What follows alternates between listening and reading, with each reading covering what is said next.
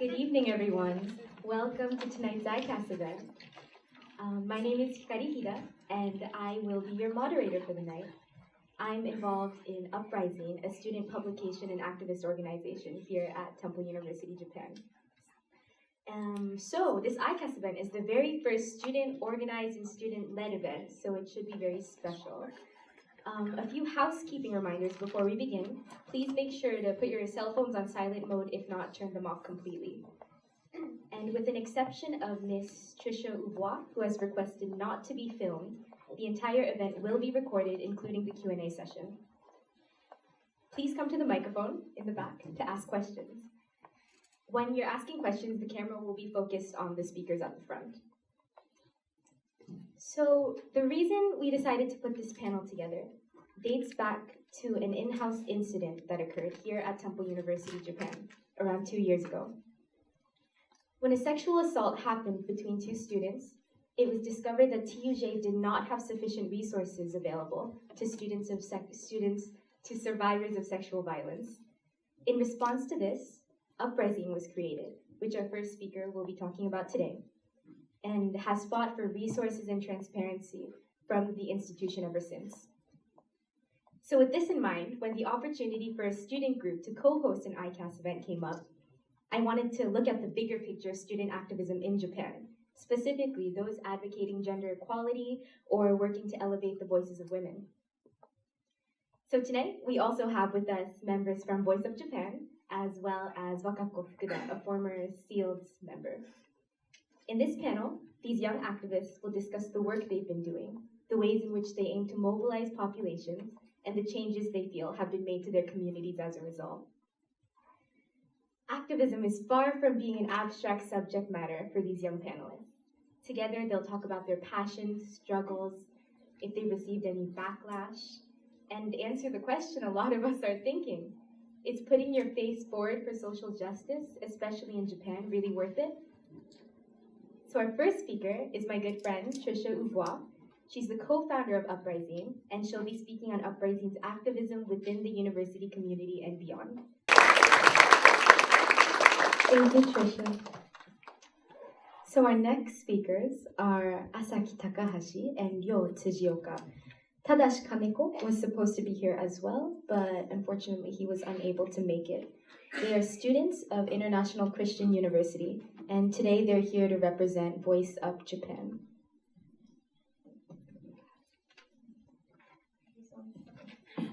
Hi, we're Voice Up Japan. My name is Asaki Takahashi. I'm Tsujioka. We're both vice presidents of this organization. Thank you, Hikari-san, for inviting us to this event. We're very honored to be here talking today. So these are the Voice of Japan's core values and missions. So our core value is we believe in gender equality for all people and equal respect for everyone. We do not partner with political or religious organization as we are a private entity. We do not tolerate any discrimination against race, gender, sexual orientation, class, religion, and etc. We don't look down on people. And our mission is to help create a safe environment where anyone can feel comfortable voicing up. We connect people who have stories to media and other NGOs. We support people who are trying to voice up to raise awareness about issues in Japan. So these are the core members of Voice of Japan. Kazuna is the president of Voice of Japan. She's currently in Peru right now for another work she's doing, and so she couldn't attend today. Tadashi is our director of finance. And Kazuna, Rio, and I are all senior students at International Christian University. Mayu is the director of PR as well as our cameraman. She's also in Peru with Kazuna right now. M, down there, is the secretary. And other members, other than these 6 core members, we have a group called Voice Up Japan Community on Facebook, and we have about 200 members on that website.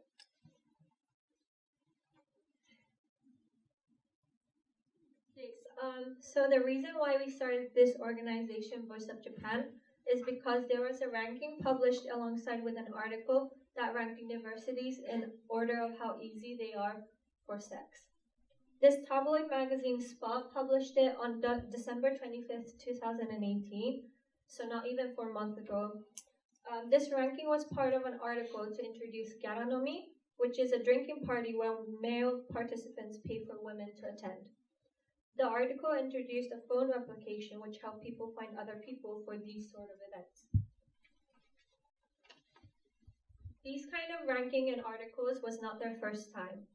They have been publishing similar rankings, such as universities that has the most sluts, or Yarima ranking, or job hunting bitch, or shukatsu bitch ga oii daigaku no ranking. We thought that this was wrong and it needs to be stopped. So we started a Change the Org petition page early January, demanding for an apology and to take down this inappropriate article.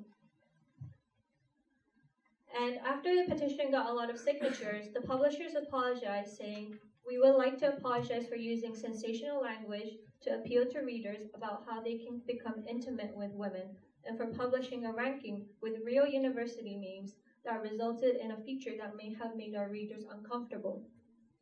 We thought that this was not a good enough apology, because the publishers apologized for the phrasing of the word yareru, which means to fuck, and it seemed as though they did not understand the core problem, which is sexually objectifying university women, who half of them are underage.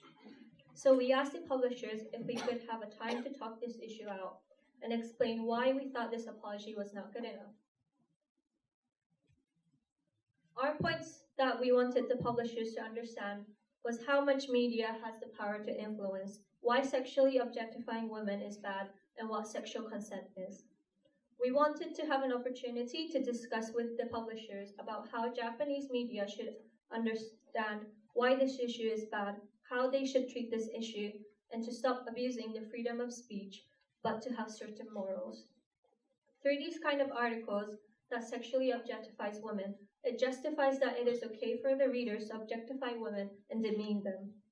We want people who work within the media to understand how each word has an impact to influence the population, and further understand the unconscious influence they give on people, especially the young and vulnerable generation.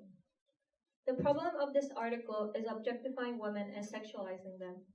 Sexual objectification is the act of treating a person as a mere object of sexual desire without regarding their personality or dignity. As the majority of Japan still does not understand the concept of objectifying women, the society does not think this is a serious problem.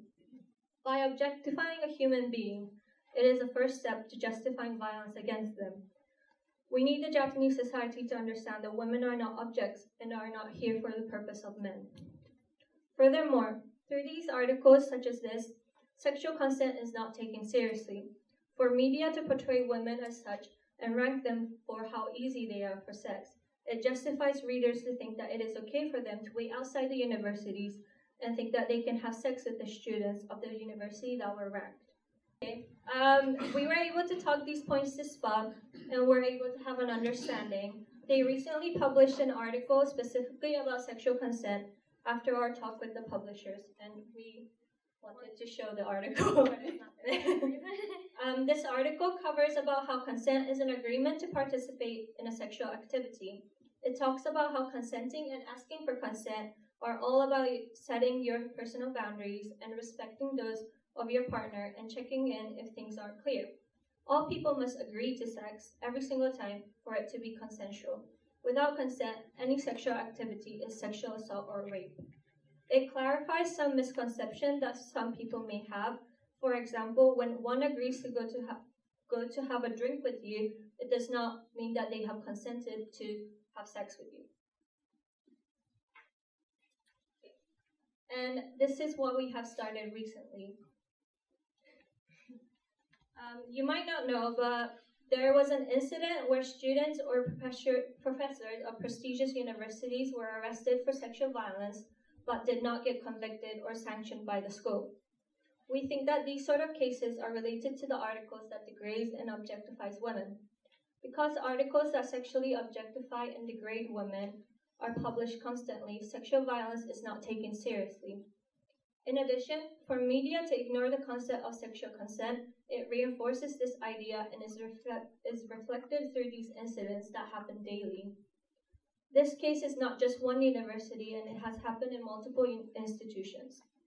Even though it is 2019, cases like this are not sanctioned properly by law or by the university, and we thought that this was wrong. Even though university is a place to learn, for students to not be able to feel safe when going to school, they are taking away the opportunity for education from each individual who have a desire to learn. As we are university students as well, we took this case to our hearts. University should be a place where every student can feel safe, and for educational institutions to let cases such as this let go without any form of punishment, they are protecting the perpetrators and the university rather than their students. As it is written in the Change.org petition page, we are working with KO students, and this petition is towards the universities, and we want them to protect their students properly. Okay, so as Rio said earlier, sexual violence is not taken very seriously in Japan currently. You might have seen this poster where it says, "Chikai wa hanzai desu," which means groping on the train is against the law. We think this poster is very necessary to the current state of Japanese society. Now, I'm sure no one has seen a poster that says murder is against the law, since that's known to be common sense. But for Japan to need a poster that has to explain that groping is against the law means that the society does not think this as a common sense and does not take sexually assaulting somebody is a serious crime. Currently, females who report cases of sexual assault and sexual harassment is under 20%. For males, the percentage is a lot lower. We think that this is unquestionably low percentage is representing how the Japanese society fails to believe in the victims who comes out and report what was so traumatizing, but instead criticize them. The Japanese media portrays violence as sexy and attractive is also problematic. Kabedon is a good example. It's that action over there. It's an action romanticized by the media, where it's done by majority of the time man hitting his hand on the wall, pinning the woman in the process. So because media sends out these misleading messages to the society that these actions are somehow attractive, sexual consent is not taken very seriously and leads to sexual violence. Through these factors I just mentioned, sexual violence and harassment keeps getting ignored and instead gets reinforced. In the global gender gap, Japan placed 110 out of 149 in 2018. This is unacceptably low for a developed country like Japan. Japan is a place that values tradition very much, and we think that's great because it shows the characteristics of this country. But we don't think it's fair if those traditions are restricting and limiting the current people of Japan. For example, the traditional way of thinking where women should stay at home and take care of the kids while men earn some money outside is hurting the people who live in Japan right now. This current Japanese society is ignoring the wishes of mothers who wants to work full-time and fathers who wants to stay home and take care of the kids. Although this is the current state of Japan, compared to other countries that ranked higher in global gender gap, Japan has considerably good childcare leave. However, companies having childcare leave doesn't always mean that people, especially men, uses it. Because of the gender stereotyping that exists in Japan, fathers do not feel comfortable enough to take advantage of the childcare leave. Men using childcare leave is currently very rare in Japan, even though it is technically offered to them. In fact, only 3.16% of fathers uses them, while 81.8% mothers do in 2016. And that 3.16% of fathers who uses the childcare leave in 2016 is the highest percent of Japan's ever had in history. You can see gender stereotyping elsewhere also.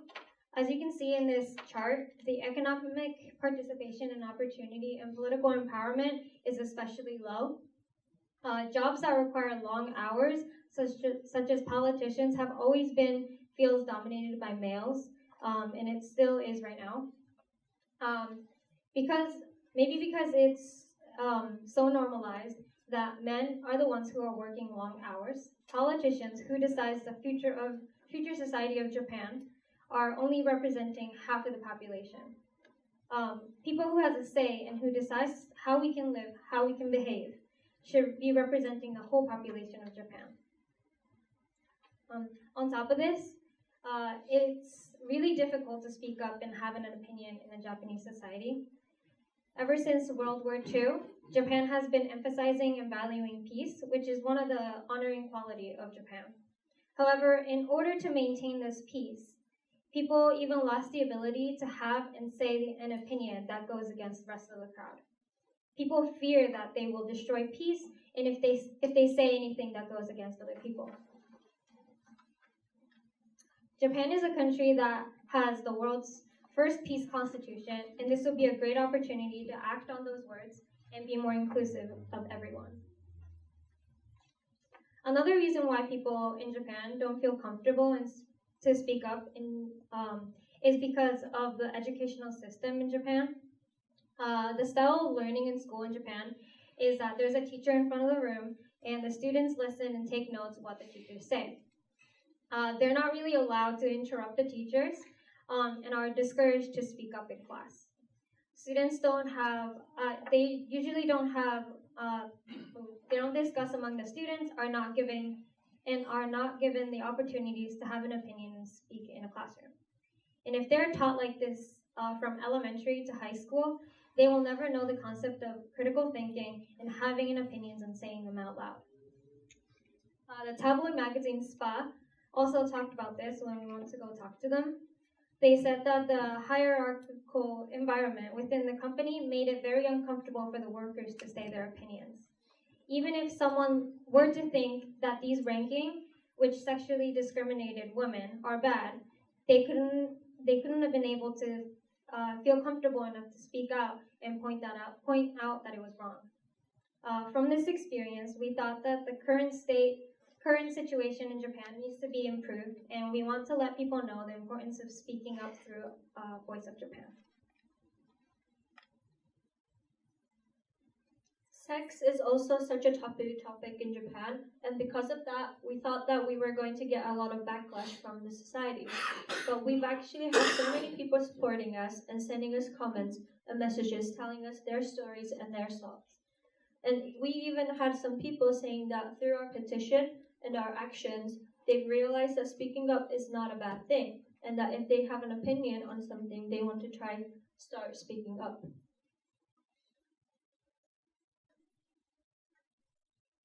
Not just changes in individuals, but we also want workplaces and society to change to understand that it is important to listen to other people's opinions. In any country or society, there are problems. We think that Japan is a great country, and therefore we want it to change so that more people are able to feel comfortable. This change can only happen with the support of everyone, regardless of one's sex, gender, race, or religion. Therefore, for more people to understand the greatness of Japan, please understand the importance of speaking up about your opinions, and also to create an environment so that more people feel free to speak up. If you feel reluctant to speaking up in a public space, try within our Voice of Japan community. This community is a group where we do not discriminate on anyone. Search Voice of Japan community on Facebook. Thank you. Thank you too. So lastly, but certainly not least, we have Wakako Fukuda, a former member of the Student Emergency Action for Liberal Democracy, otherwise known as SEALDs. She's a writer and activist, and also founded the group I Am, which co-hosted the rally against sexual harassment in Shinjuku last April.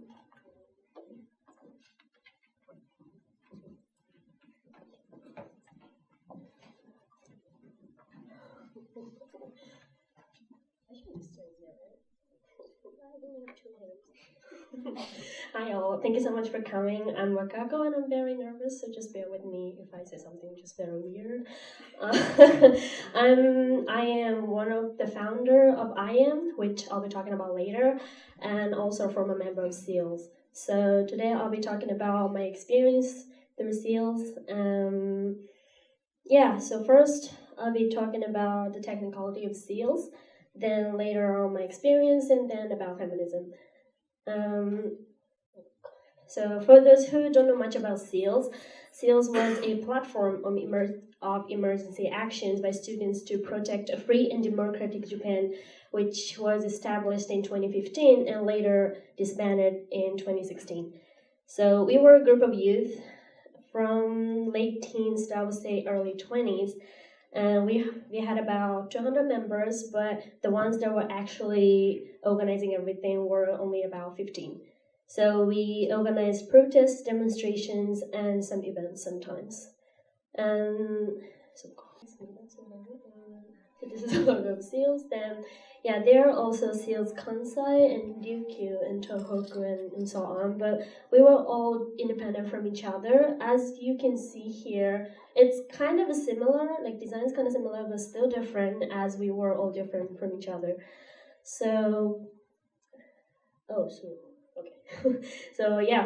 I'm gonna show you a short clip of what our protests look like. And I really didn't have to do that.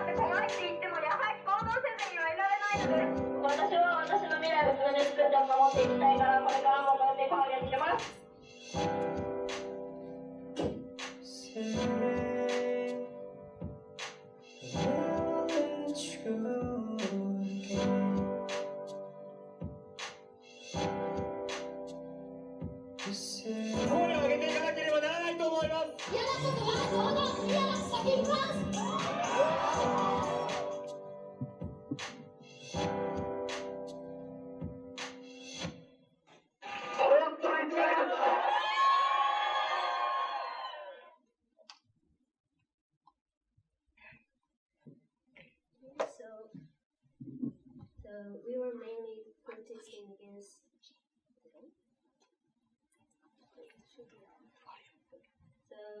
We were mainly protesting against Japanese military legislation, which is a series of laws that allow our self-defense force to collective self-defense of allies for the first time under the Constitution.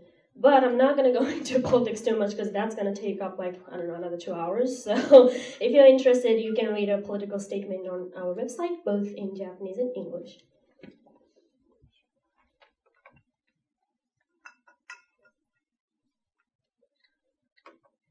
So our goal as a group was to normalize what has been defined as abnormal in Japan, such as going to protest or going to vote, or even just simply talking about issues in the society. As easy as it sounds, it sure was a hell of a challenge, especially since the older generation above us has been under the influence of 60s riot and its very harsh outcome. So first and foremost, we had to try to change the image of the image that people had for protests for decades. So those are some flyers that we put out on the internet. We made those flyers every time we had a protest or we had events. Next one is designs of the signs that you can print out at your local convenience store and bring it to the protest so that it would make it easier for people to join. We also sold merch like t-shirts and caps and this one. T-shirts, caps, and hoodies and stickers and stuff. And we also collaborated with the store in Tokyo for an election campaign in 2016 to encourage more people to go vote. So we were definitely focusing a lot to look like anybody that you can find in your campus or in Shibuya or at clubs or anywhere. So to tell people that we are not as radical or as crazy as you would imagine, So But this also meant that we were living up to the certain standards, especially towards beauty and looks provided by the society. Personally, I think it's really funny and sad that how we had to fit in before making any change in the society. And it's really sad that we had to voluntarily take our parts in capitalism in order to make differences in a society. But when in Tokyo, unfortunately, that's probably the best way to do it.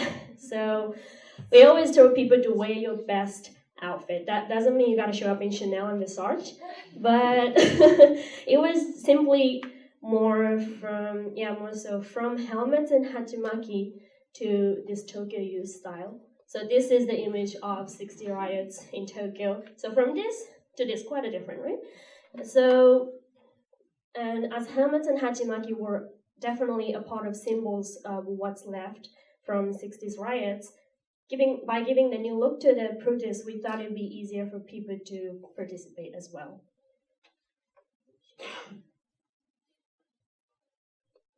Yeah, and so that's the 60s student movement. There's the one we had in 2015. So I would say the one SEALDs created from 2015 to 16 was probably the biggest one since the one on the right. Yeah, that's me just being medicine. So as for me, I joined the movement during SASPO, which is Student Against Secret Protection Law. It was a group of students before SEALDs was established in 2013, right after the government steamrolled the secret protection law. Actually, a lot of former co-members were from this group, is also from SEALDs. So as a child, I grew up in a household where talking about politics was absolutely necessary. So and that was pretty much all we ever talked about. Kind of boring, but it was important. So when I was about to be 14, I was invited to one of my friend's house for a dinner, and they had a TV on. It was not a news, it was a talk show. That was already new to me. Then my friend's father knew some of the names of the popular female idols, and I was pretty shocked. Later I went home and I asked my parents, so is that how it is really? Then they said, yeah, you might not want to talk about politics outside of this house if you still want to have friends and social life. So that's how I grew up. Then a year later, a female teacher got fired because she didn't stand up and sing national anthem at school ceremony. But after she got fired, she showed up to her school every day, stood in front of the gate, and protested alone. So I really wanted to tell her that she's doing the right thing, and I support her. But if I did that, I would definitely get bullied, right? So I just couldn't do it. But after the incident, all the people around me just changed. All my friends started trolling her online. We were only 14 back then. Just making websites about her and calling her. She is Japanese actually, but calling her Zainichi. Also calling her traitor, like every possible horrible thing that you can come up with. And all the teachers ignored her and actually taught us in class that you don't want to end up like her. So that's when I learned that you get witch hunted if you ever speak up against a higher power in this society, and I learned that I better not do it. So up until the day I decided to get out on the street and speak up when I was 19, I never spoke a word about politics outside of my house. And unfortunately, feminism was the same for me. Of course, I've heard of it. Of course, I knew the word patriarchy. Of course, I read books about feminism before, but I chose to be a likable, acceptably skinny young girl instead of being a feminist or something. So there were always guys who told me that I should wear more makeup, or I should get a boob job, or I shouldn't be wearing something like that because I will look too slutty, or I should do more for them sexually. I was 16, even when I didn't feel like it, and I did all of that because that back then that was a way for me to survive in this society as a young woman. Those are the same guys that told one of my friends that she looks too fat and should be ashamed walking outside looking like that. what did I do back then? I just fake smiled, act a little confused and said, yeah, but you shouldn't say something like that, as if that would mean anything to them. But all of that changed when I decided to go out on the street. So one day I was reading a newspaper and found out that there's a thing called secret protection law, which could take the freedom of speech away from all of us. And obviously I had enough experience on not being able to speak up when I wanted to. So next thing I did, I googled secret protection law protest and went to the first one that popped up on my screen. So I was expecting young, angry, and maybe a little confused people like me, but all the people I met was grandmas who gave me snacks like oranges and bananas. I have nothing against, having fruits and snacks, but you know what I mean, right? So, but anyway, I kept participating for a week straight, hoping that I'll meet somebody maybe a little like me. On the 7th day, fortunately, I met one of the future core members of SASPO and SEALDs. Then later, Aki Okuda, who is probably the most well-known out of the group, found me on Twitter and asked me if I want to join for their second protest at SASPO, and I joined them. And that's how I started getting involved in this whole movement without even knowing.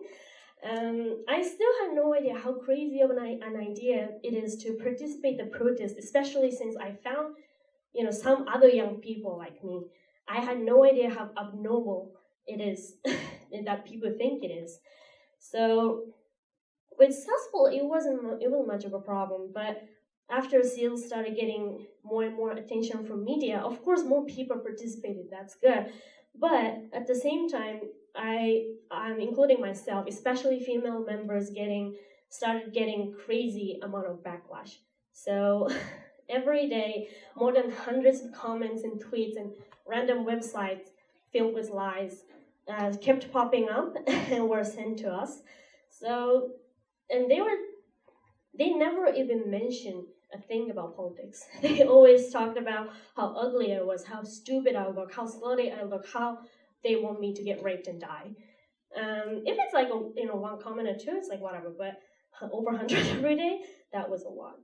So we used social media very heavily as one of our strategies.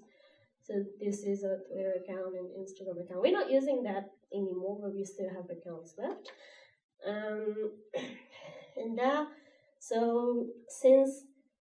After nuclear power plant accident in Fukushima in 2011, Twitter has become one of the most used and somehow trusted social media for activism and also for getting the information that media won't report.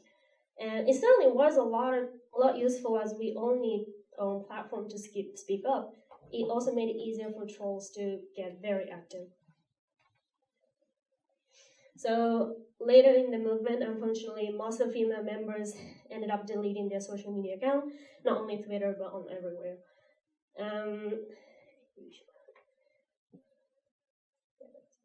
So I also found it really, really weird that a lot of middle-aged men who came to the protest treated young female members like idols. So as you can see here, there was always men with camera waiting to take pictures of young female members or with the young female members. So some of them are, I took this right before, as we were heading to the demonstration. Some of them are actually journalists, some of them are actually photographers, but most of them are just random middle-aged men that I have no idea who they are. And I mean, would you do that if that was just happening on the street? It doesn't make it okay just because we're at the protest. It doesn't make it okay just because we have the same purpose and we're in the same movement. And we were definitely uncomfortable with it.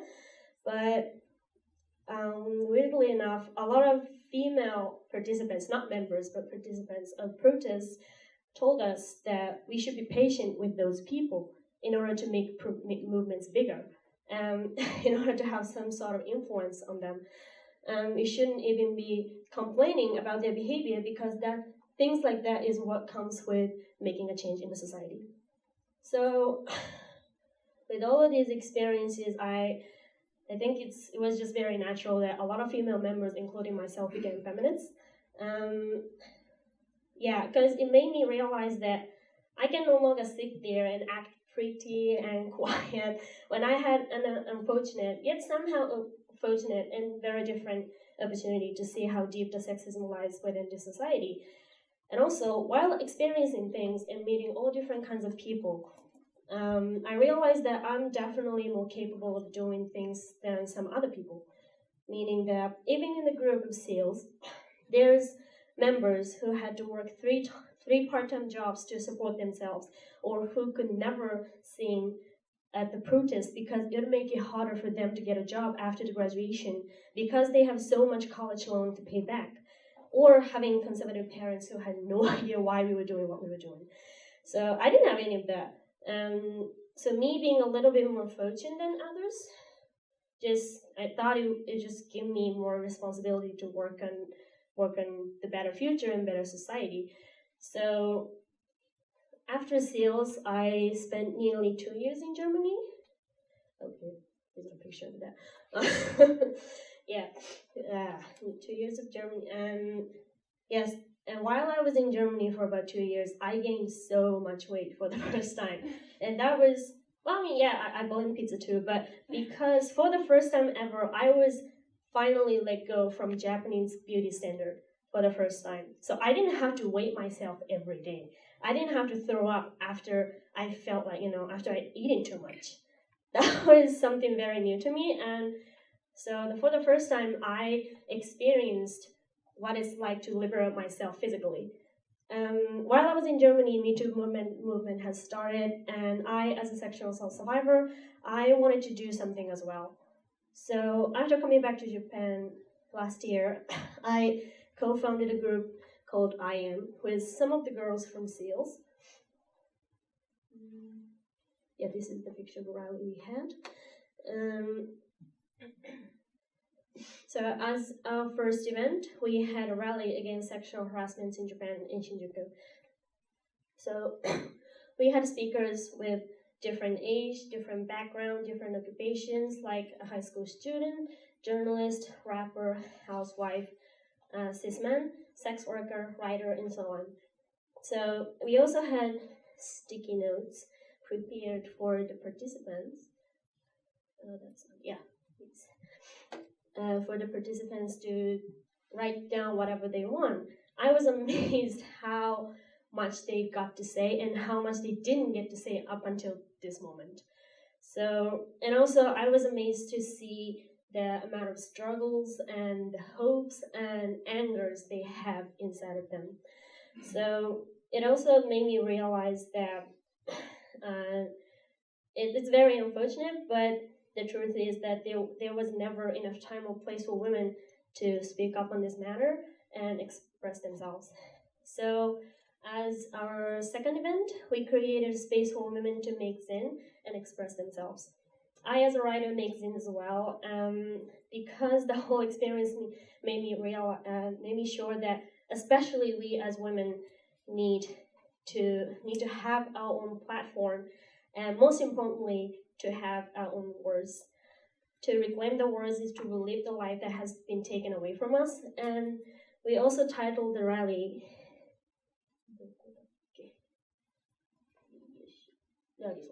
So it says, "Watashi wa damaranai, I won't be silenced." Yeah, but this only means that I, as an individual, want silence no more anymore. And if I want to speak up, I will. And if you don't want to speak up, then I respect that as well. So I titled this with the meaning of mutual respect to one another. And I think it's really important, especially because Japanese society lacks so much of individualism. So I would say this rally was very successful.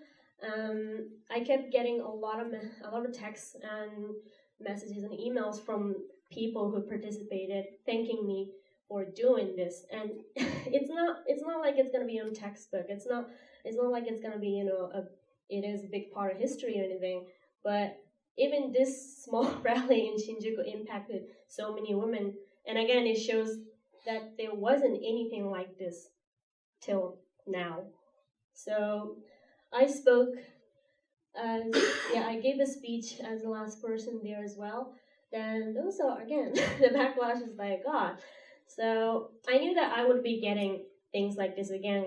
I was definitely tired of this, especially with the experience from SEALs. But I thought if anybody,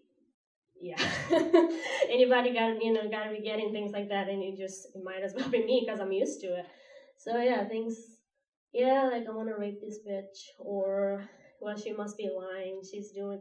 So I talked about my rape experience as a victim, of course, for the first time in public. So and or she's a comfort woman of this era, or it's like stupid lefty, and all of this stuff. So, and I found that those backlashes, and this is just only a tip of iceberg, but those backlashes were way harsher than the ones that we were getting when we were SEALs, and that's obviously because we focused on feminism this time. But I mean, also, if we made those people uncomfortable, then we are succeeding at the same time. So I most definitely don't force anybody to join the movement if they want to, especially in Japan. It's hard to do that.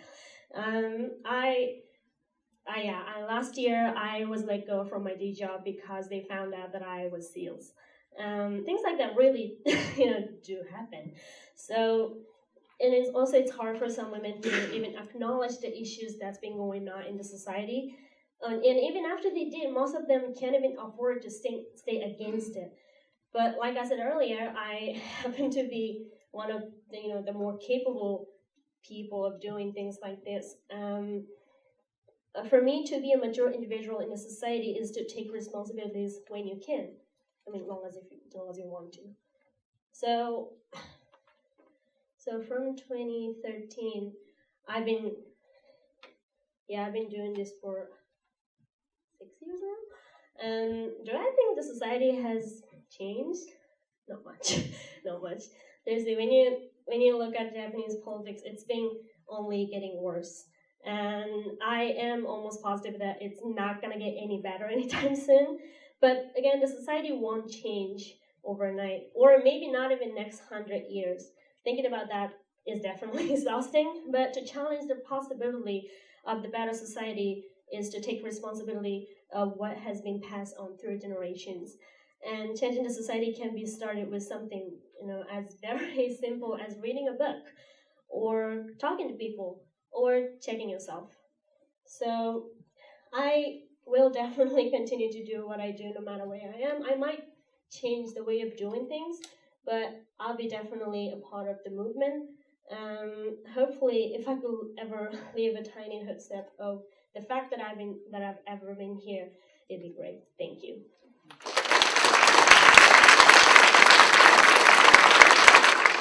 Now, I'm sure after those 3 very interesting presentations, some of you have some questions.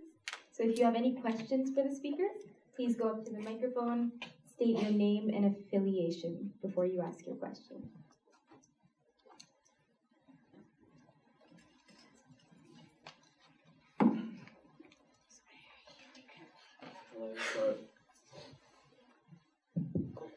So thank you so much, first of all, for being so brave and so articulate and doing all the activism that you do, and I think it's very, very brave, and I'm sure you make a lot of difference, and you will make lots of difference. So a little about me. My name is Tiger Shigetake. I am a junior at Sophia University. I'm studying political science, and I'm also a youth ambassador at the United Nations in New York on behalf of LGBTQ rights and women's rights in Japan. And I've been fighting with the Ministry of Education in Japan to incorporate LGBT education, for example, in Japanese schools, and which was not successful due to the ignorance of Japanese government, which I'm sure you might be familiar with. And so now that you mentioned resources, I would like to pose a question based on that and a little bit about what you've mentioned. If you have any ideas what we, so that's you, me, or anyone in the audience who are activists, as activists, what we can do to incorporate more resources, more accessibility to Japanese students in Japanese schools who do not have as many accessibilities. So anyone who would feel comfortable answering that question. Sorry, that's a really big question.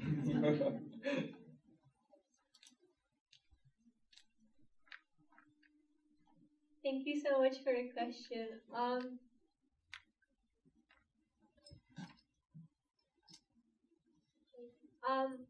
I personally think it's really important to do step by step, and like I know it's so difficult to make change and it takes a really long time, but like by doing it one by one, it does definitely make a change, like micro level too, and it's to get to the macro level of change, it's really important to do the micro level stuff. So like talking to your friends about it, talking to schools, talking to other institutions that may help you, and also organizations.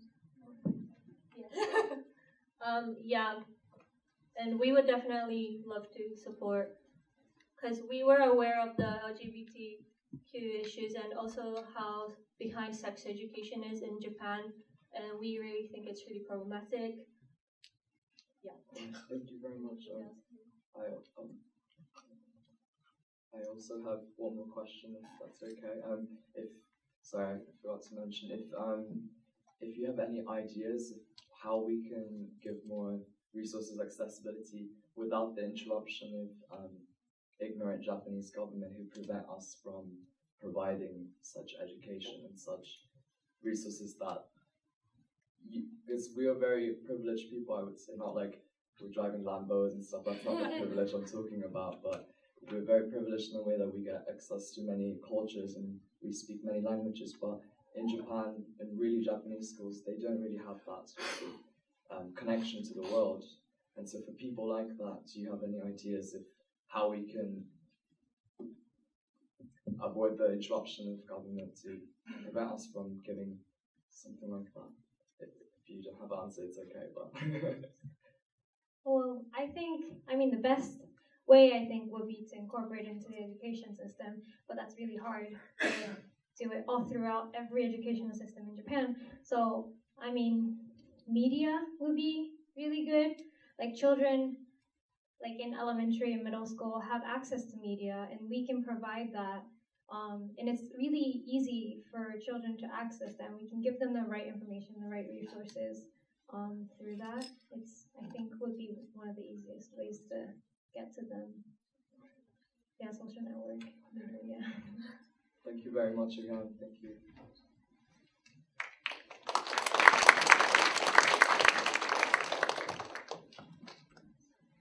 My name is Kazumi Uprizine from the Swedish Embassy. Thank you very much for the inspiring and exciting talks tonight. And I know Kazuma Yamamoto-san. I talked to her about speaking up, and I recommended her to take part in the Internet Freedom Seminar in Sweden.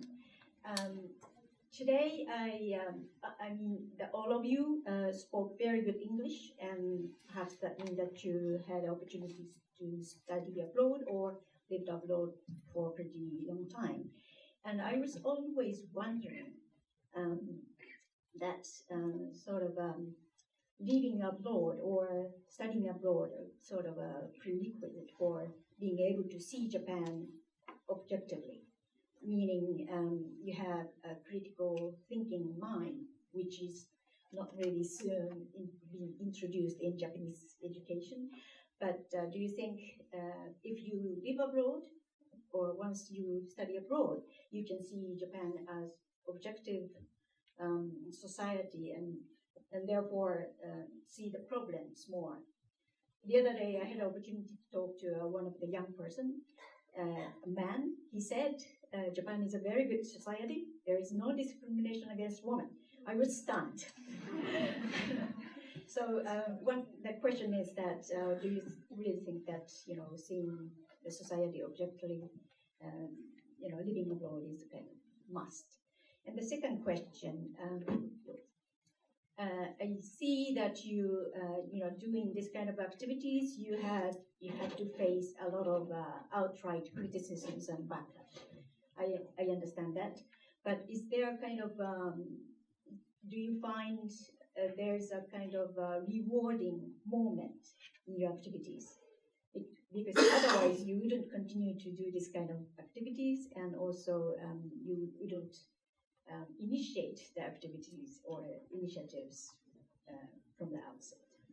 So those are the questions. And if I may, I want to make an announcement maybe after later.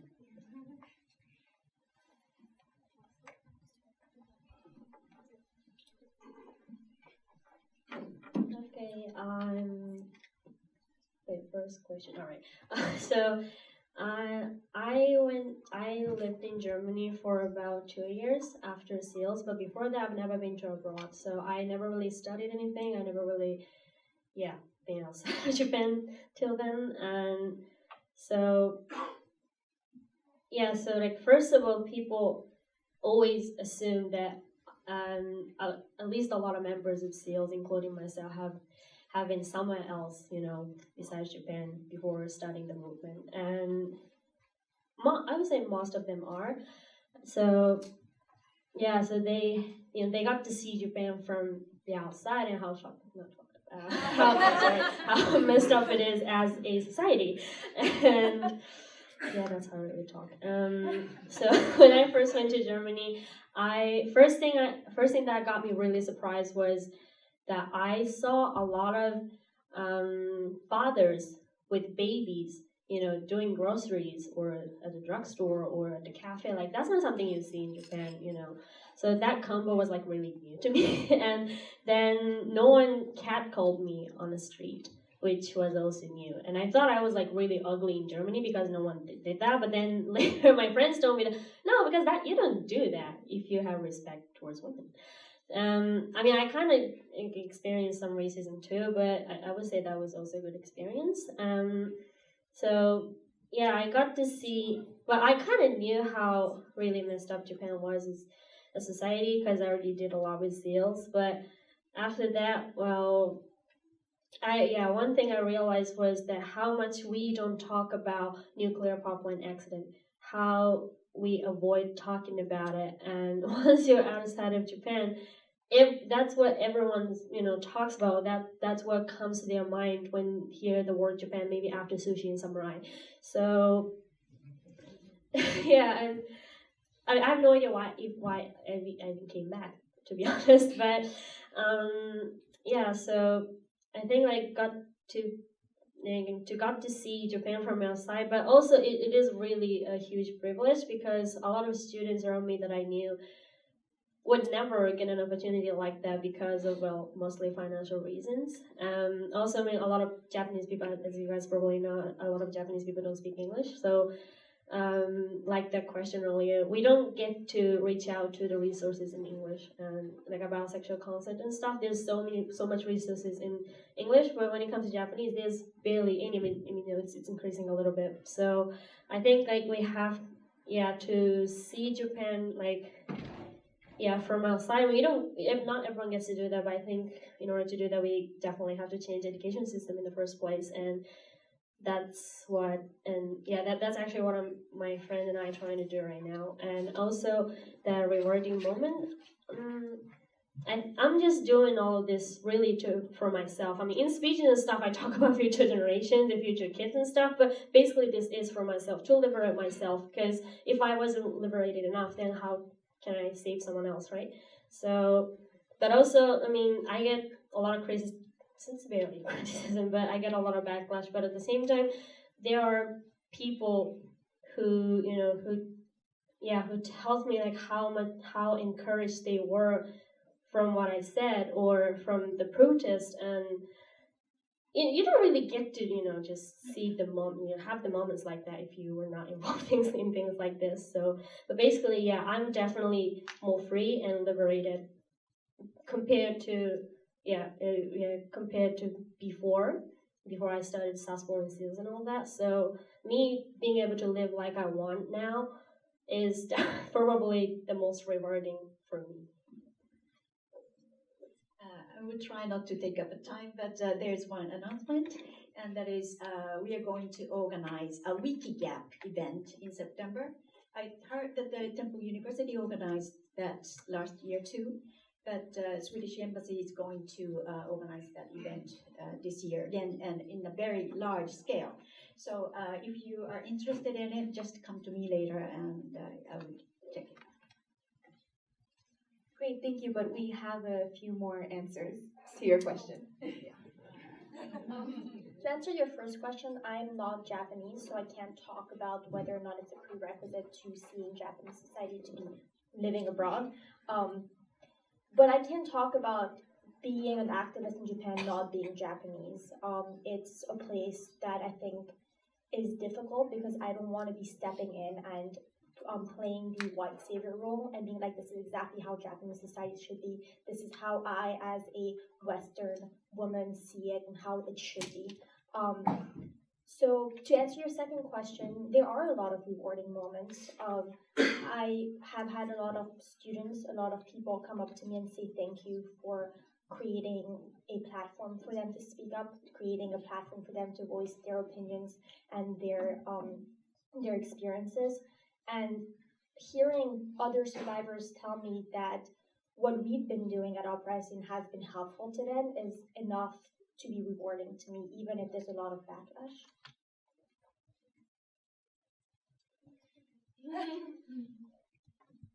Hi, my name is David Litt. I'm a professor over at KO in the law school.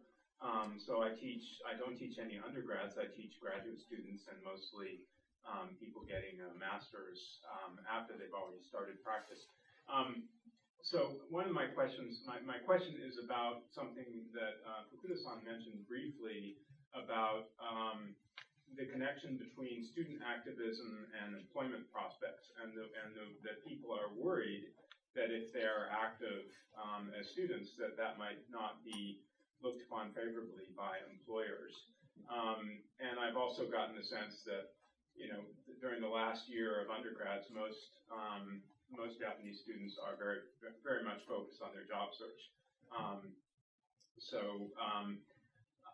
I was a hiring partner for the Washington, D.C. office of a major law firm for a number of years, and I'll tell you, the people we wanted to hire as lawyers were people who had been leaders, who had been activists, who had done something, and who were focused and understood the world around them, so that the exact type of people who we would be looking to hire would be people who had been active in some way.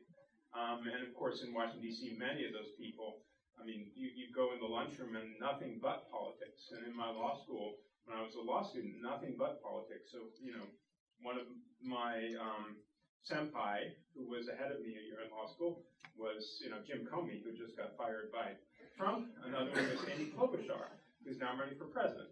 So it was a political environment. But it seems like in Japan it's the opposite. It's a third rail. If you touch politics, your employment prospects are hurt. So I wanted to ask how you think about that, how you deal with it, and what people who are student activists think about they're going to do. If they're not going to go into corporate Japan, are they going to go to law school and become lawyers? Are they going to do something else? So.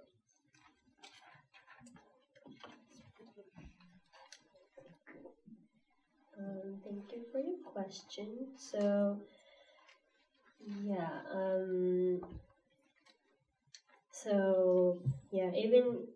I didn't know that it would get hard to get a job if you were an activist. I didn't know anything when I started participating. So, so as I said, a lot of older generation people, in older generation, were still under the huge influence of the 60s riots.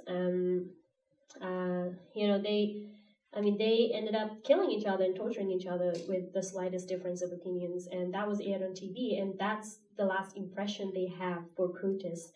Even with the effort of SEALDs, I don't think it changed that much. And so if you're just a member of, if you're a student and if you're part of NPO or something, that's good. That's gonna work really well for your CV. But if you're a group of member of SEALDs or something, like something that involves even a tiny bit of radicalness, which we didn't have as SEALs, I would say. They wouldn't want to hire us because they think we don't cooperate at all. And actually, I mean, there were some members that got a job. I mean, that they're shakaijin, they're working now, but a lot of them are actually journalists, or they are still studying, doing masters, or quite a few of them went to abroad, like I did. So yeah, once you decide to, I mean, it's so stupid, meaning it's so Japanese. But I don't think that is gonna change. Especially if you're too critical. So if you say anything against the government or anything against what government proposes, then you're pretty much out. But as for me, I was a little more capable of doing stuff. So I was always in front of the camera. I was on media and taking interviews and stuff. So I mean, that's why I got fired. But but now I'm the proof that it actually happens. But also, a lot of students wanted to join the protest, but they couldn't because they just couldn't afford it financially. So I think, but that's exactly the part of culture that I think needs to be changed. I mean, I mean, protesting is great, but that's just not enough. Also, the fact that we have to join, the movement with a huge, taking a huge part of capitalism, while being, I mean, activists. For me, it kind of didn't make sense. So I think there's like a lot of culture, Japanese cultures, that we have to be pretty much against and protest against as activists. But I think, especially after SEALDs, unfortunately, not so many people want to do that anymore, because somehow it just, it did leave a positive impact, but at the same time, it just made it obvious. It just made it very, very clear that you're not gonna get to survive if you did that here.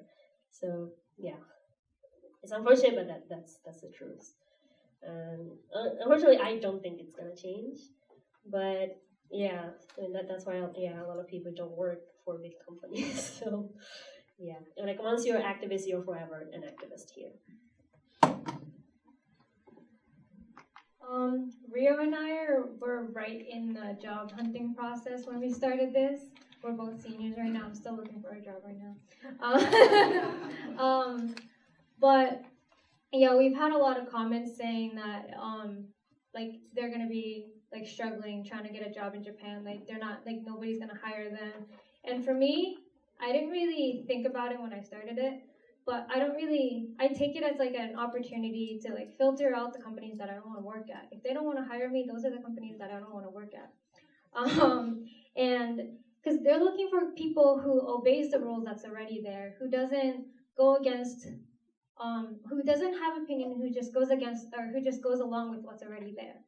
And like the whole shukatsu process is something that I'm like iffy about still, because the uniforms that we all have to wear, it discourages people to show their individualism, and it's really hard for me to like, I saw it as a good way to filter. It's less researching for me to do about the companies, but yeah, I saw it as a positive thing. Good job.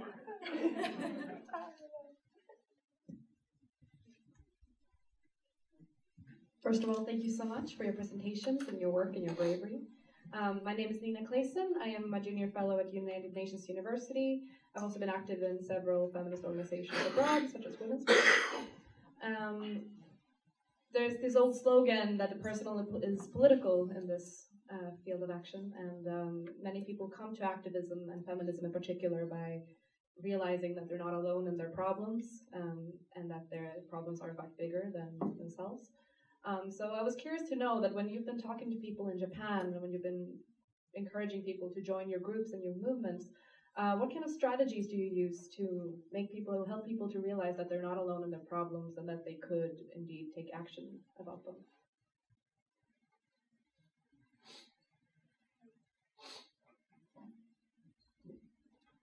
For us, from our petition page, we were very privileged because there was the ranking of universities, and there were the students of universities that were ranked thanking us for doing this because they couldn't personally do it, and they were already ashamed and embarrassed about how their university was portrayed. But through our petition, even though they couldn't do it, and instead someone from another university did it, like someone else could say that it was wrong, and then I think that not helped, but like encouraged people to say what's on their minds and say if something is wrong, it's okay to say that.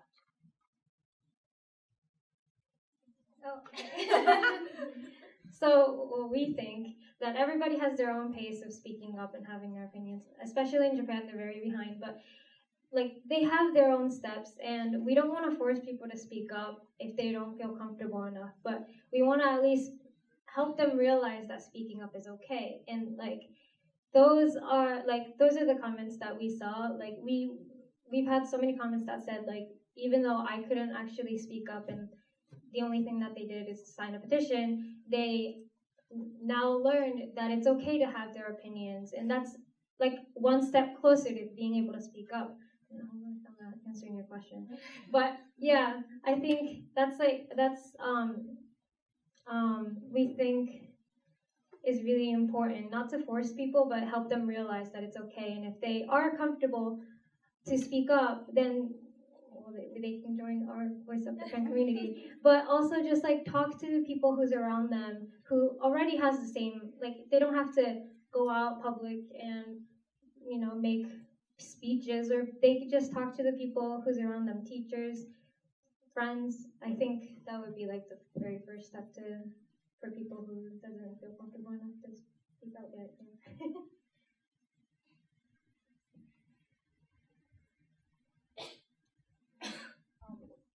For us, we've been more within the TUJ community. We've been trying to branch out, and social media has been a very powerful tool. We use Instagram, Facebook, almost every day trying to get more people involved. Within the community, it's sometimes difficult to get people involved because they don't know what it's about, they don't know how much they have to put in, and recruiting people and having people take part in the magazine and the activism that we do is very difficult. But a lot of what we do is just talking to our peers, talking to people we had class with, talking to people who are near us, and then reaching out on social media if that's more comfortable for them as well. And that's generally the tools that we use.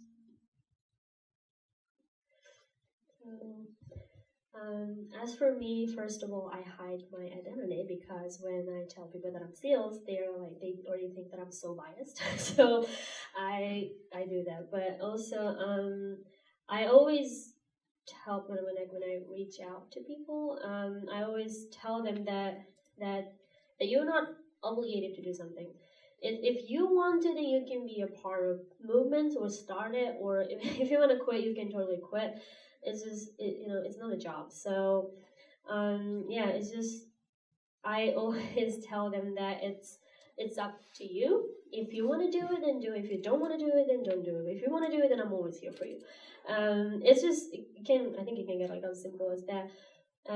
Also, with SEALs, we used designs that, could be accepted by a little more people than just, with helmets and hachimaki. So, that was definitely our strongest strategy.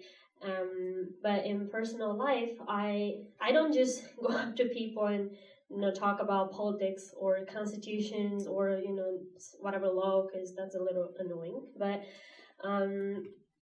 so I just because especially in Japan, a lot of people cannot afford to do that. Even just to speak up, you have to take a lot of risk just to tweet one thing or have a conversation, outside of your house or something. So, or even go to the protest. And as I know, a lot of married couples who got divorced because, and all of them are now single mothers because their husbands couldn't stay with a woman who says her opinion and stuff like that. So I don't want to force anybody to do that, but at this point, all I do is just recommend books to read, because that you can do in private. That you can do, without annoying anybody. And I think literature saves everything. So all I do is just recommend books and tell them that, that if you want to know more, then just come to me. But if you don't, then that's okay. Like it's really up to you. It's a part of your freedom.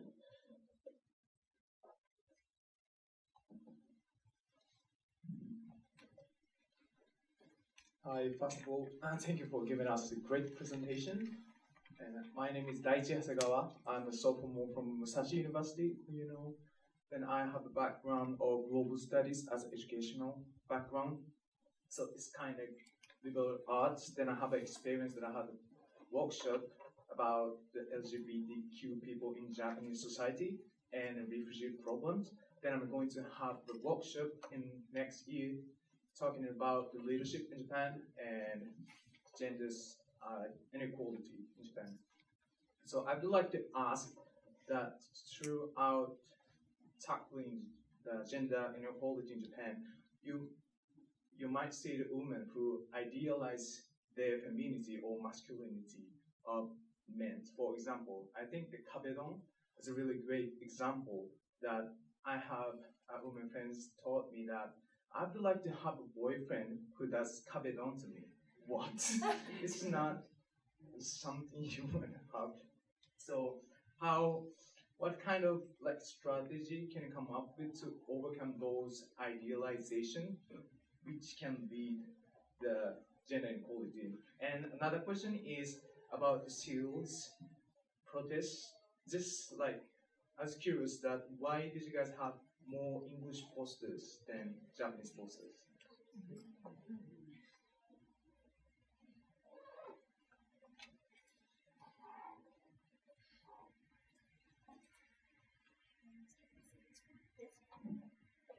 So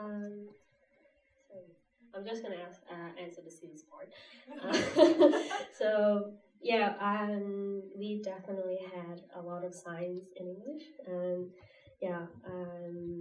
than Japanese. We did have, so first we definitely started more with English ones, then later we realized that it kind of doesn't make sense because a lot of Japanese people don't understand it. But I think for language wise, it's to make a clear short statement, English works better. But also if people don't understand it, it doesn't make sense. But so we ended up having both, probably the same amount. But the reason why we had English signs were because we needed attention from media from abroad. So because, especially after nuclear power plant accident in Fukushima, we definitely, as a whole generation, I would say, we definitely lost trust towards Japanese media. Like how much, there's so much stuff that weren't reported on media in Japan, but instead, media from abroad reported. So we got to know about Japan in English, but there's no resources in Japanese.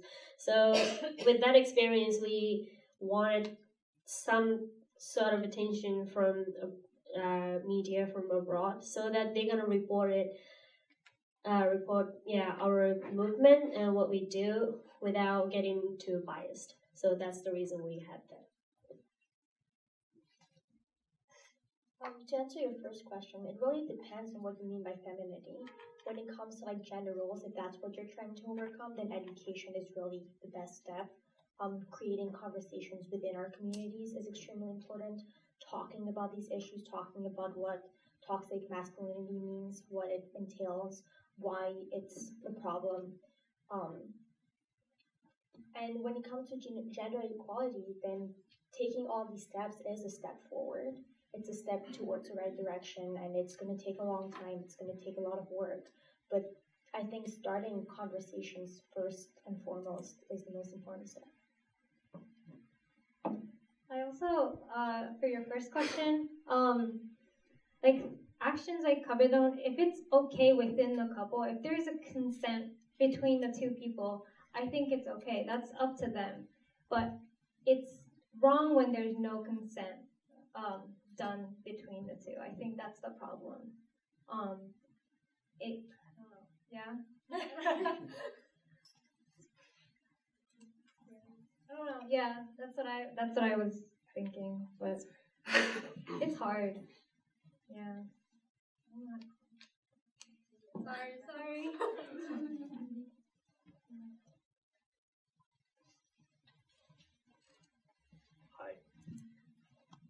Hi, I'm a fourth year student at Keio University. I led a LGBTQ activist group in 2017, and unfortunately, does not exist now because it was widely unpopular in the university, and then we could not get any resource from the university. But now I'm a member of a group called FemPower. It's a newly found feminist group at Keio University. Have you heard of it? Okay. I only learned about the petition now, you can see like how inactive our group it is currently in our university. And yeah, my question is about tone policing. So during my activities, like there's a lot of debate among the activists themselves. The debate isn't necessary to like intentionally mellow down our messages just to appeal to the general public, because how stigmatized any form of activism it is in this environment. Like when I was, for example, when I was like going to our group was going to a primary school to teach to children about what is LGBT, and like we had like very specific guidance to tell us like to not talk about anything sexual, or like don't talk about like same-sex marriages because that's concerning law and that's political. You're not supposed to talk about that. But in another way, like other activists see that as a oppression just within the activists themselves, and it is an extension of the, to maintain the norm, which is, like, do you think these kind of policing within the activists is necessary? Because I also heard, for example, the SEALDs, in your protest, you ask people to dress nicely. Obviously, you're not campaigning for good fashion. You allow like you want a society of anyone who can wear anything, but you incorporate this kind of policy strategy in your like activity. Also, like I think, what do you think, and what is your criteria when you like implement these like in your activities? Especially for our petition page for the sexual violence one that's addressing a specific university, there was some different dynamics within our members as well. And some members thought that we shouldn't address a single university, or we should just aim towards a bigger crowd. But we wanted to make a change, and that's our main goal. And our main goal is gender equality and making a change so that more people feel comfortable with that. And we all have that in our mind, and we are all striving for that goal. So I think it is important to talk it out, but we definitely do not police each other or put people's opinions down. But we do have some differences, but we always try to keep in mind that we all have the same goal here, and we are trying to make a change. So yeah. Any like examples? Usually,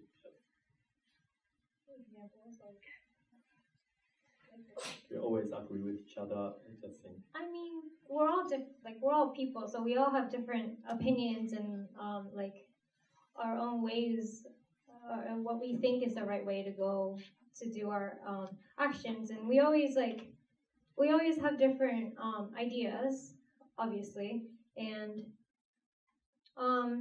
we do have to talk among ourselves and see what's the right way for our group, because some of us do think we should do we have a lot of different projects that we want to tackle, but we don't know which one to tackle first because we don't.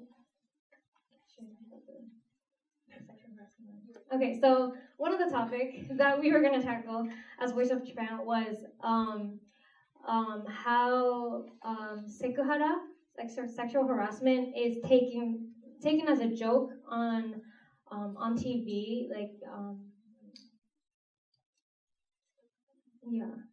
on TV, and we wanted to make a petition for that, but we're getting a lot of help from media, and if we go against all the media companies and say that sekuhara, joking about sekuhara on these media is bad, we won't be able to get support from media. And we won't be able to reach to as many people as we wanted to. So we kind of took passed that off. Maybe we'll tackle that in the future, but we decided to put that off. So there's different like circumstances, and and another thing is, like, as women, we're always like told to be a certain way, say certain things, and think certain ways. So it's really, there's like a fine line of how much we can tell each other what to do and what not to do. So we're always being careful on that too. When we started Uprizine, we didn't define ourselves as a feminist group for about half a year.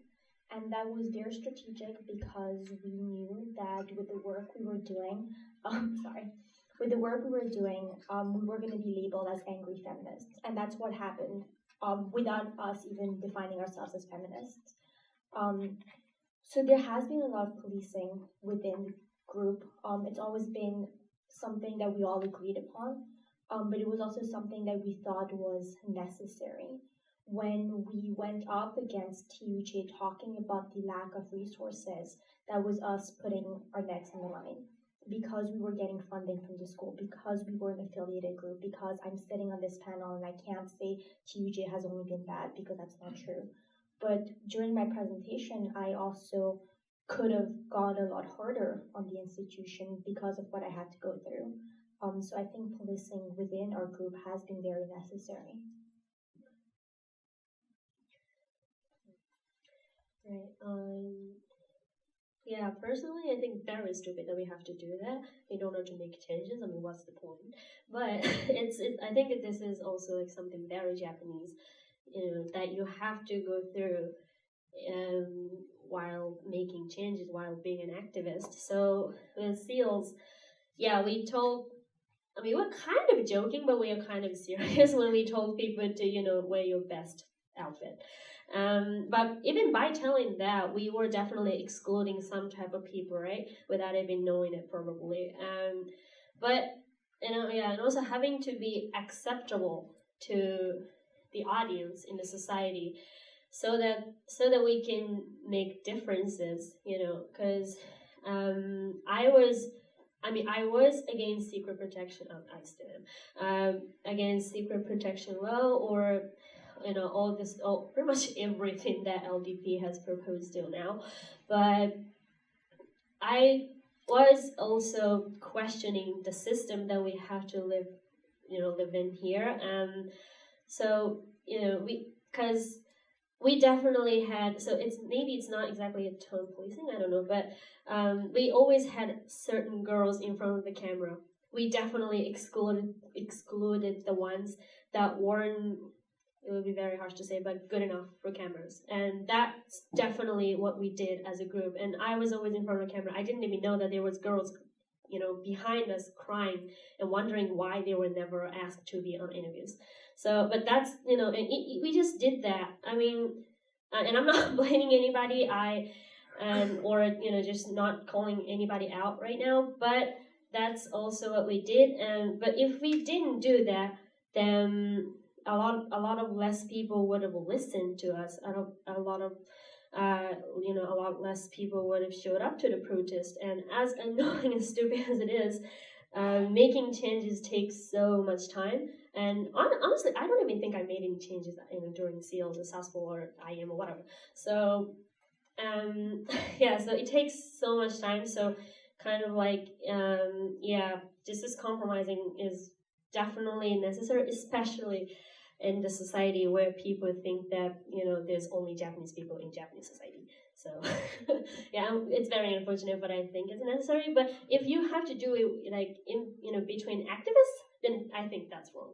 Like, why do that, right? Because like between activists, if you have to do that, then I don't think it will be enough to make changes with no amount of time.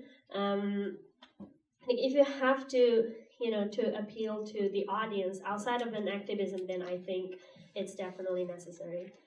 Yeah.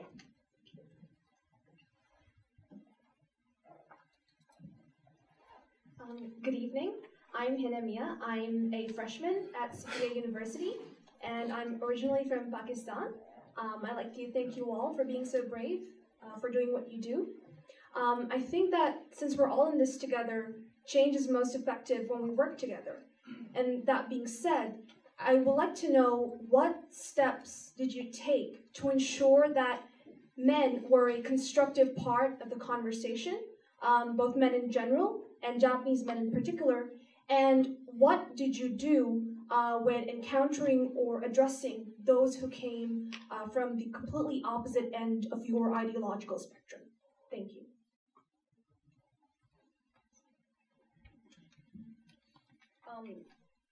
When I put up my last slide, where I thanked some of the members, not all, but some of them, there was only one man on the photo. That's not because we don't want men to be a part of it, but that's because men don't want to be a part of our group. We've tried very hard to include men. We've tried to give them a voice. We've tried to make them be a part of Uprizine, of what we're doing. But there's only so much that we can do if they're not willing to help and they're not willing to make the change as well. We've done a lot of work with them. We've tried to be open-minded when we have conversations with them, see where they're coming from, talking about their own backgrounds, talking about their own oppressions, privileges, whatever they may be, and trying to make us come to an understanding, even though that's very difficult. But we can try and include men as much as we want, but if they don't want to be included, that's not our fault.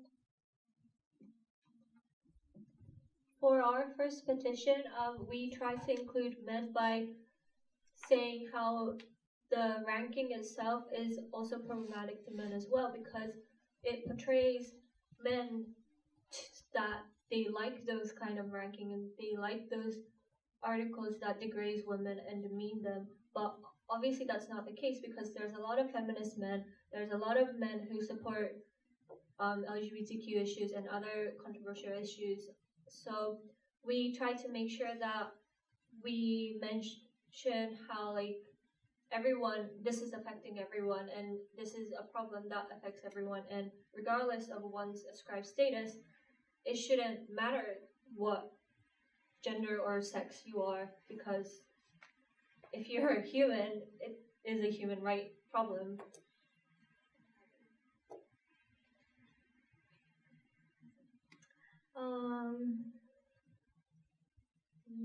Okay, so we've tried to emphasize how what we're doing is not a man versus woman issue. It's a woman and men, all human people, versus the society, changing the society, improving the society. So that's what we've been trying to emphasize. We also have a male member. He couldn't come here today. And we think that was really necessary. We've always had, in the past we had a male member, but he had to stop because he had school and stuff, busy. So we thought it was really important to have at least a male member so we can get his perspective also, and to show people who's listening to, or who's watching our movements, that it's not just a woman's issue, it's everybody, it affects everybody, and if women are liberated, the men gets liberated also, and it's like a domino effect. And for your second question about people from different perspective, I have had to have a lot of conversation with people who've had like totally different ways of thinking, especially from older generations. I've talked to a lot of my grandparents' friends, and they've always criticized about what I'm doing or how I'm doing things, everything. But I always have to keep in mind that I have to pick my battles to win the whole big. So I can't just be I can't pick on everything and be mad at everything, be going against everything if I want to actually achieve my ultimate goal. I'll just be tired. There's going to be too many things that I'm going to be talking about. So I just have to pick and choose what's really necessary, and if it's the right time, if it's the right people, and yeah, that's what I always keep in mind for that.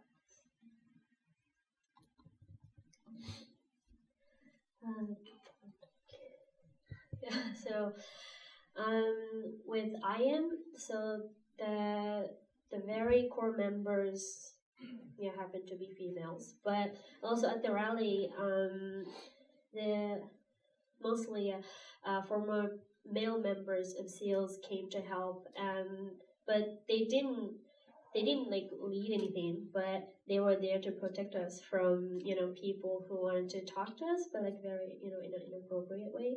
So there are guys, that there are men who want to be a part of it. There are men who don't even bother to think about this topic. So yeah, when I talk to them,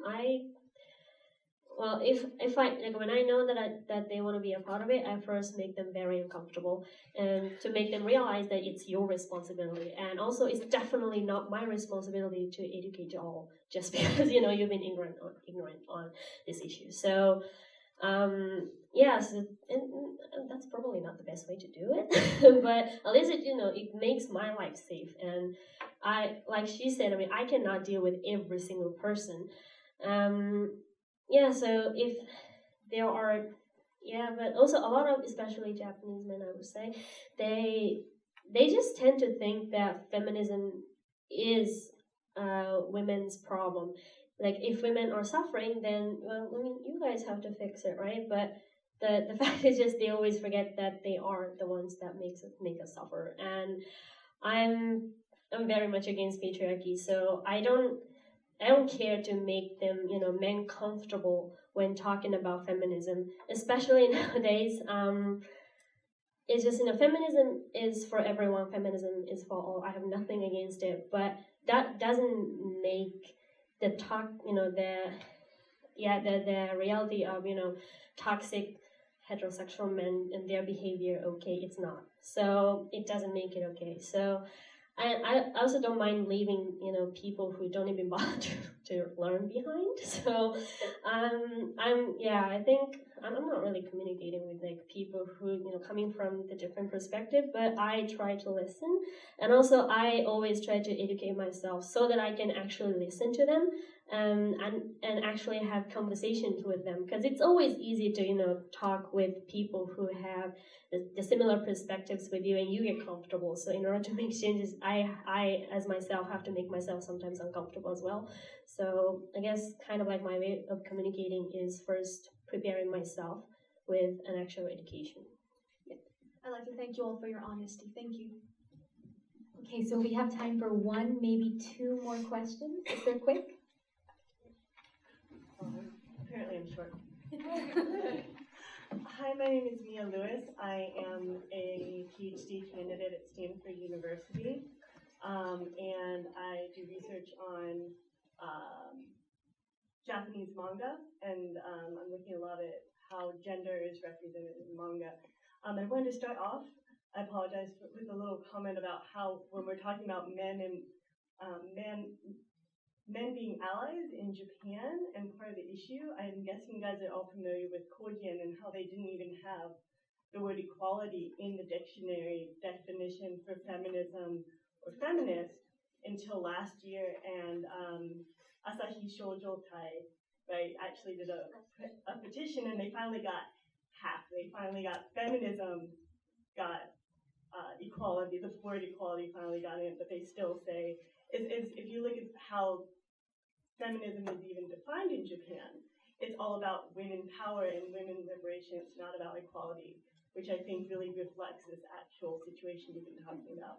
But what I'm really curious to hear from you is how you spent a lot of time talking about media and media portrayals and how the media that we grow up with or the Japanese children grow up with has this big impact and can have this positive impact.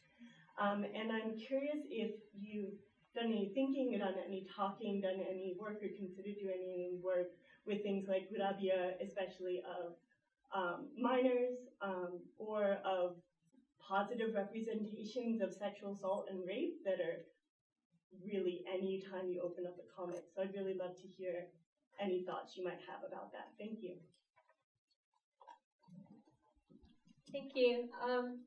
Yeah, we were actually part of Ashita Shoujotai when not as Voice of Japan, but just as a member of Tomorrow Girls Trip when the Kojian feminist thing happened. So it was cool. Yes, for the media, we're not saying that all medias are bad, because there were recently a drama in Japan that was aired from 10 to 11 on a Wednesday weekly prime time about LGBTQ issues, and I was very happy about that because I didn't know that Japanese media would do that. So we're definitely not saying that all medias are bad, but we were gonna, for the first petition, there was one survivor who she used to be a gravia idol, yeah, and she came to talk to us, and she's currently fighting a case right now, and she didn't want to go public, but we are trying to support her in every way we can, and yeah, we don't, because what we said earlier, but we don't want to go against media yet because we have a lot of supporters, and without media, we wouldn't be here at all too. But yeah, we do see the issues in media a lot. But yeah, we think that's very correlated to what we did in the first petition, because that it was ranking underage women, girls, and we think that's very related to like minors and gravia, and we wanted to that was one of our one of the things that we wanted to go for.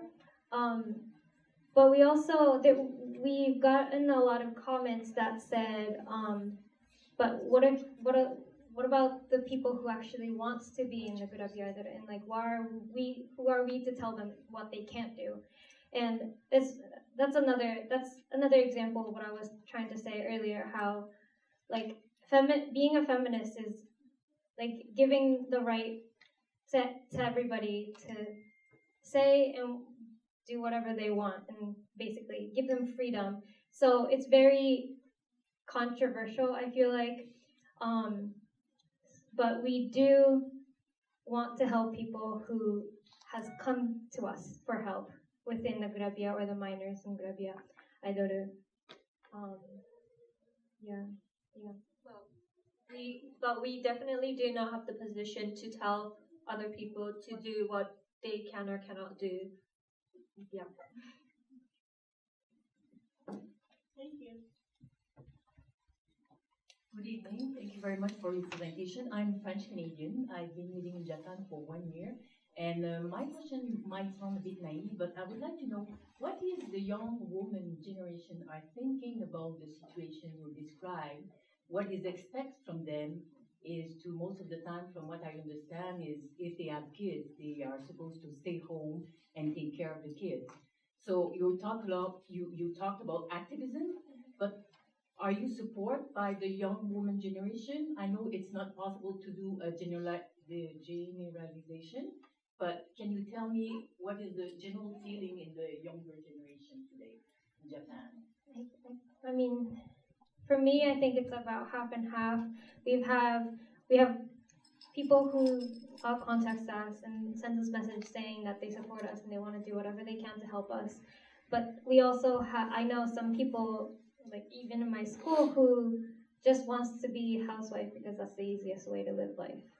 So I think it just comes to the individuals. I can't really say what the general overall perspective of a Japanese young woman in universities.